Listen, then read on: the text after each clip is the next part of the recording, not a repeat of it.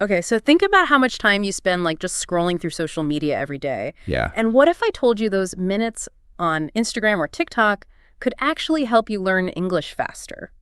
Most people would probably be pretty surprised by that. I know I was a bit skeptical at first, but Okay. I saw some research saying people engaging with English-speaking communities online can improve their reading and writing like way faster, up to 35% faster. Yeah, and that's exactly what we're going to unpack in this deep dive. Awesome. Like, what are the actual practical strategies Right. you can use to actually turn those likes and scrolls into like real English fluency?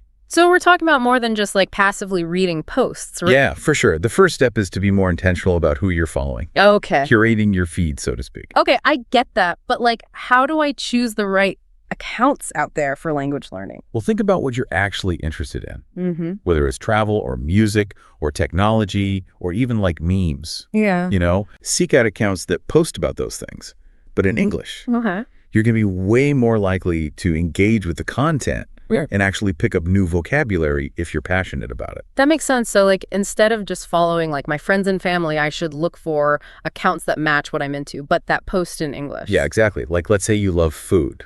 Okay. Instead of just following your favorite restaurants here, why not follow chefs or food bloggers from like the UK or the US or Australia? Oh, that's a good idea. Yeah, you'll be exposed to a wider range of culinary vocabulary, Oh, sure. and see how it's used in context. So I might pick up words like sear or braising that I wouldn't necessarily see in like a textbook. Exactly. And how English speakers describe flavors and textures and cooking techniques. Yeah, it's like a more immersive way to learn. For sure. Yeah. And it's fun, Really? Yeah. And speaking of like personal experiences, we found this story about a learner named Robbie who really boosted his travel vocabulary by following English-speaking travel bloggers. He picked up all these cool terms like off the beaten path and hidden gem Just by reading their captions and watching their videos.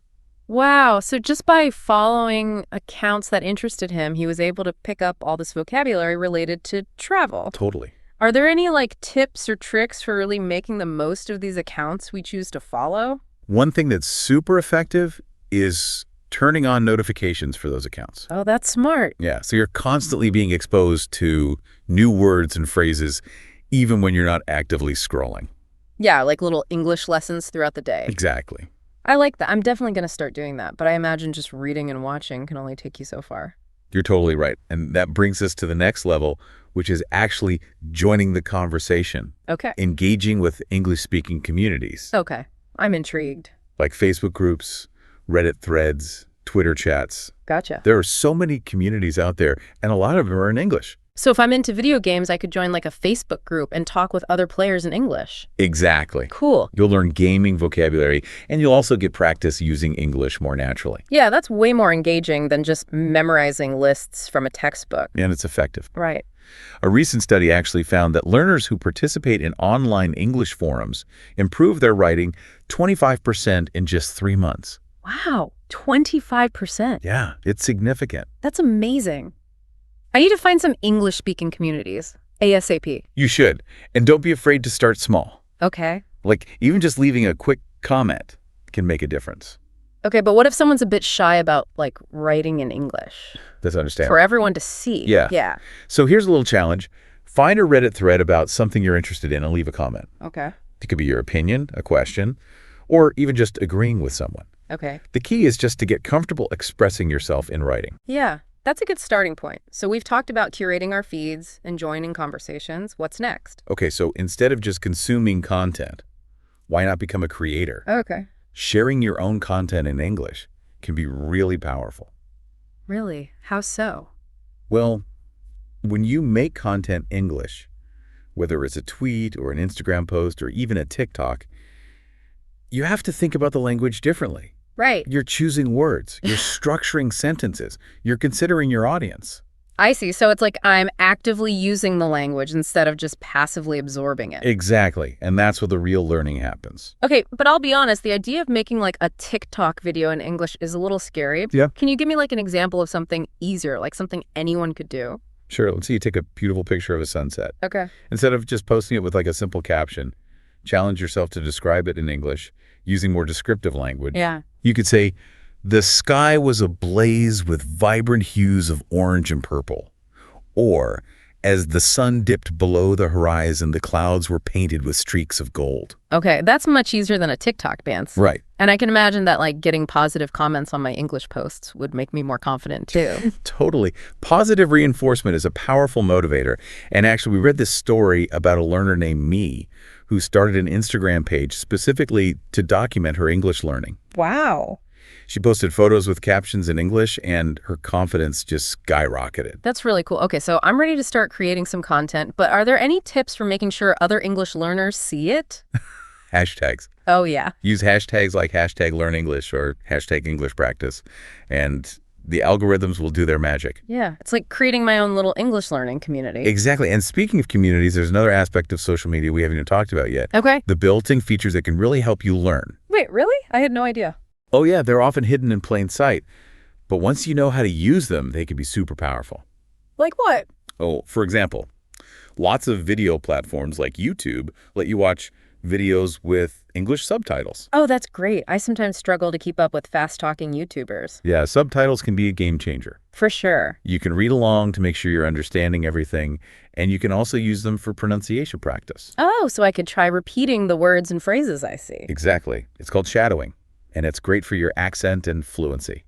I never thought of using subtitles like that. What about other platforms? Are there any hidden gems on like Instagram? Definitely, Instagram has a feature called Save. Yeah, I know that one. Yeah, where you can bookmark posts with useful phrases or vocabulary. So it's like my own little English dictionary. Exactly. That's awesome. Way better than screenshots. And even TikTok has started rolling out live translations for some videos. The live translations, what? It's still pretty new. But imagine watching a TikTok in another language and having the translation appear in real time. That would be amazing. Yeah, so you're starting to see how social media can be more than just entertainment. Totally. It's like a language learning playground. Exactly. You don't have to be a tech expert to use these features. They're usually just a click or two away. So I can improve my English just by using the apps I'm already on. Exactly. And studies show that learners who use these features consistently improve their comprehension skills by 30% more. 30%? That's huge. Okay. I'm convinced social media can really help you learn English. The key takeaway is that it's an incredible asset, but only if you know how to use it strategically. Right. So it's about being an active participant, not just scrolling mindlessly. Exactly. It's about curating your feed, engaging in conversations, creating content, and using those built-in features to your advantage. It's about seeing social media not as a distraction from language learning, but as a way to actually make it faster. Okay, we've covered a lot. What's the one thing you want listeners to take away from this today? I want them to realize that every time they scroll or like or comment, they have a chance to learn and improve their English. Yeah, it's like turning something you already do into a learning opportunity. Yeah, it's about seeing social media as this language learning gold mine. Instead of feeling guilty about being on Instagram, I can think of it as a chance to practice my English win-win. Totally win-win. And here's a final thought.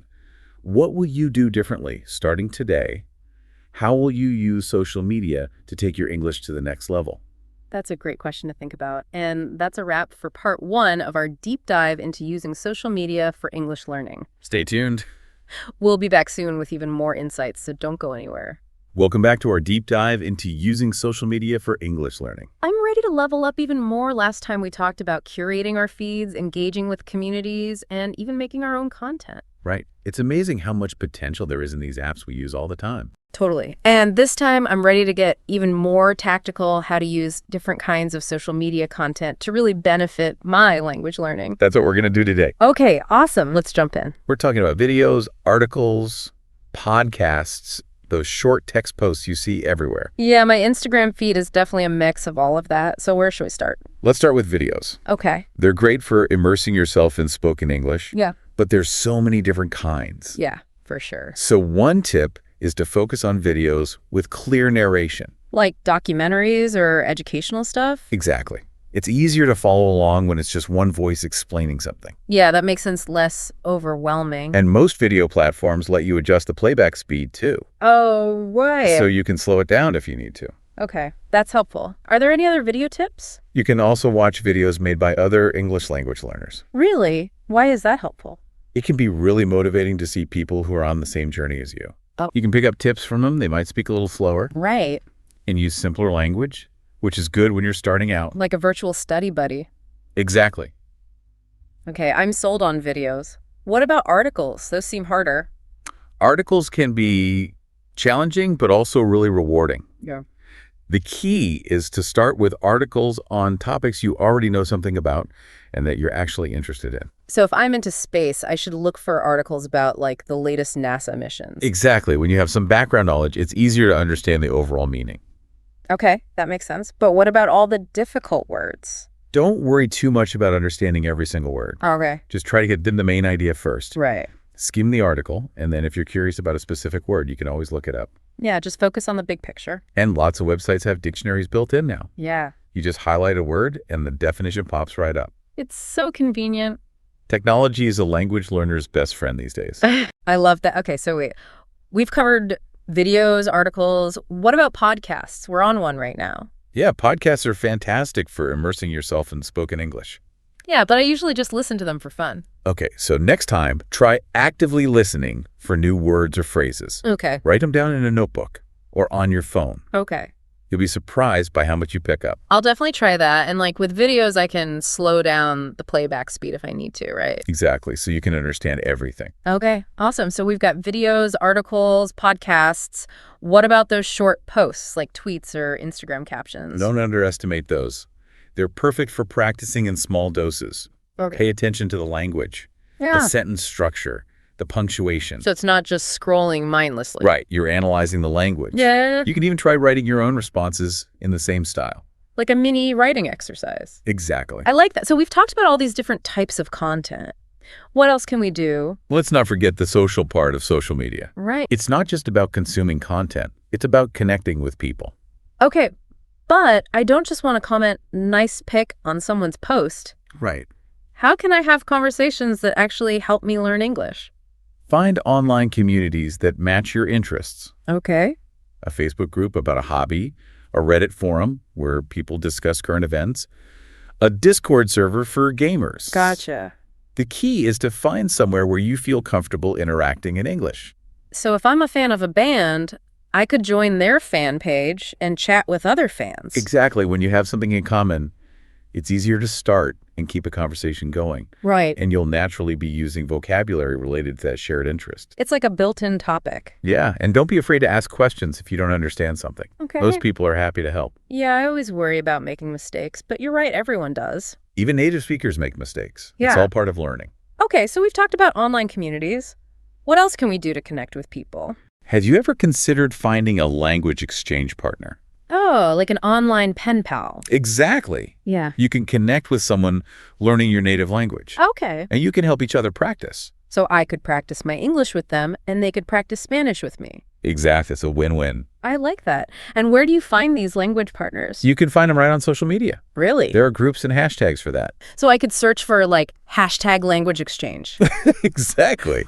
Ooh, There are so many people out there who want to practice. It's like a global community of language learners. Exactly. And you're not just learning a language, you're also learning about another culture. That's a great point. Yeah. It's about expanding your horizons. This whole deep dive has been so eye-opening. I feel inspired to change how I use social media. That's great to hear. Remember, language learning is a journey, not a destination. Yeah. Enjoy the process. Embrace the challenges and celebrate your progress. And have fun. Exactly. Okay, so we covered a lot this time. Specific types of content, conversations, language exchange partners. What's the key takeaway? Social media is powerful, but you have to make it work for you. Right. It takes effort. And you need to be willing to step outside your comfort zone. Yeah, it's not just about hoping that English will magically appear in my brain. You have to be proactive. Okay. And the rewards are worth it. Imagine being able to confidently talk to people from all over the world. Yeah, that's the dream. Sharing ideas, making friends, experiencing new cultures through English. I love that. And now I feel like I have the tools to actually make it happen. That's awesome. I'm so excited to keep exploring. That's great to hear. And with that, we'll wrap up part 2 of our deep dive into using social media for English learning. Stay tuned for part 3, where we'll explore even more strategies. We'll be back after a quick break. Okay, we're back for the final part of our deep dive into using social media for English learning. Yeah, it's been an amazing journey so far. It really has, and I'm ready to really level up my language game.